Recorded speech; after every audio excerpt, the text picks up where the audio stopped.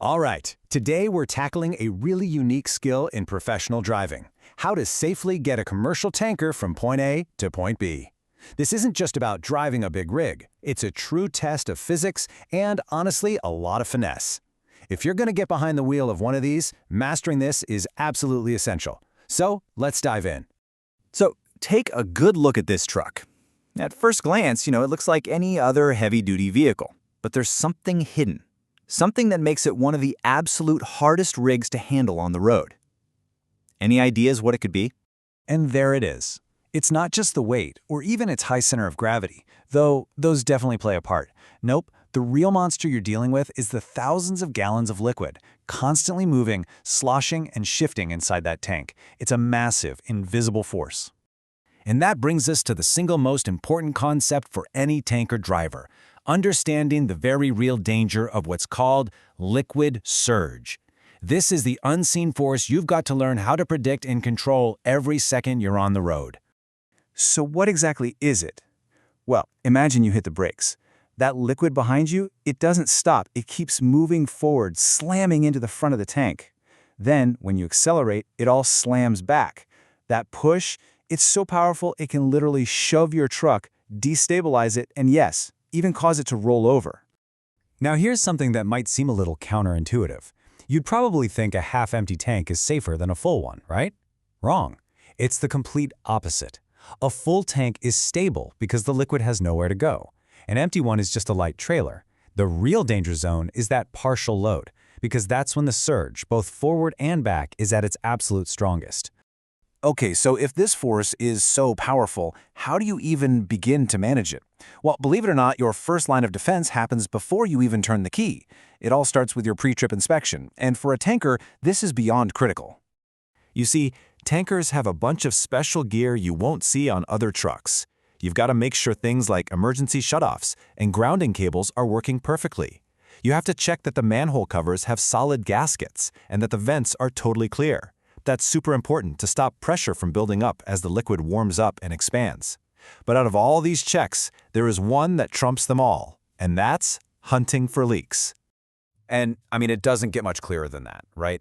This is straight from the commercial driver's manual. It is priority number one. You need to look over that entire tank, every single valve, every single joint. Even a tiny little drip is a huge red flag that a disaster could be waiting to happen. All right, inspection's done, everything checks out. Let's hit the road. Now, actually controlling that surge when you're moving, well, that takes a completely different mindset than normal driving. The one word you have to burn into your brain is smooth.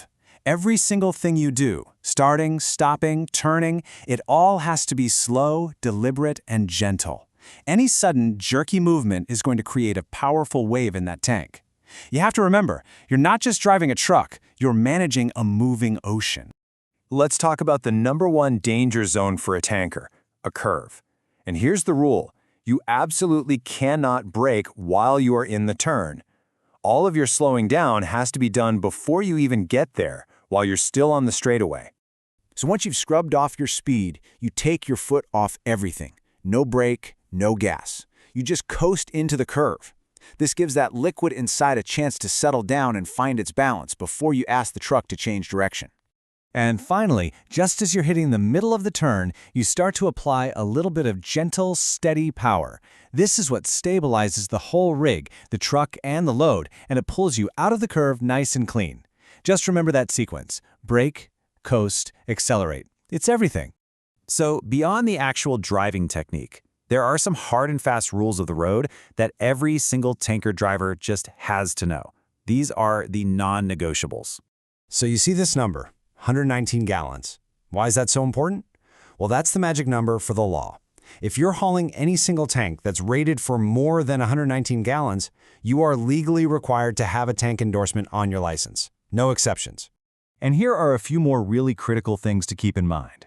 First, you never ever fill a cargo tank all the way to the top. You have to leave room for what's called outage. That's the space the liquid needs to expand into as it gets warmer. When you brake, keep the pressure steady and smooth. And you've got to know exactly what to do if you go into a skid to get that traction back. Oh, and never forget, wet roads can easily double your stopping distance. Double. So we've covered the inspection, the driving techniques, and the rules. But the real goal here isn't just to know this stuff in your head. It's to get it into your bones, to make it second nature, an absolute reflex.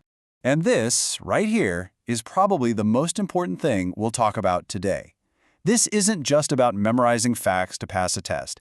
It's about being able to connect every single one of these little details to the split-second, life-or-death decisions you're going to have to make out there on the highway. So as we wrap this up, I'll leave you with this final thought. Knowing the rules is one thing. That's the easy part. But when you're actually out there and you feel that massive wave of liquid begin to shift behind you, are your actions going to be smooth enough? Are your decisions going to be fast enough? Ask yourself, are you really ready for the surge?